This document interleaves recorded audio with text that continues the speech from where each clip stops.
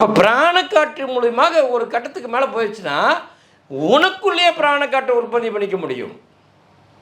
அப்போ என்னாகும், இந்த மூச்சு வெளியே வராமையே உள்ளேயே அடக்கி அதுக்குள்ளேயே எல்லா ஆற்றலையும் பிரிக்க முடியும். இவ்வளவு பெரிய ரகசியம் இந்த உடலில் இருக்குது.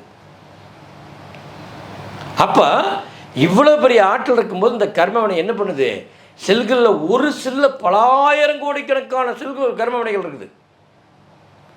அப்போ அந்த கர்மவினைகள் அதிகமாக ஸ்டோரேஜ் ஆனதுனால என்ன ஆகுது, குருஜி டெய்லி 100 பேத்துக்கு அன்னதானம் கொடுக்குறேன், குருஜி பார்க்குறதுக்கெல்லாம் கேட்குறதுக்கெல்லாம் பாவம்னா காசு கொடுக்குறேன், வயசானதுக்கெல்லாம் துணிமணி எடுத்து தரேன், பக்கத்து வீட்டுக்காரருக்கெல்லாம் உதவி பண்ணுறேன், எனக்காக என்ன செய்ய முடியுமோ அத்தனையுமே செய்கிறேன், கடவுள் எனக்காக எல்லாமே கொடுத்துட்டாரு குருஜி, அளவு கடந்த பணத்தை கொடுத்துட்டாரு, செல்வத்தை கொடுத்துட்டாரு, எல்லாத்தையும் கொடுத்துட்டாரு, எல்லாமே சந்தோஷமாக இருக்குது குருஜி.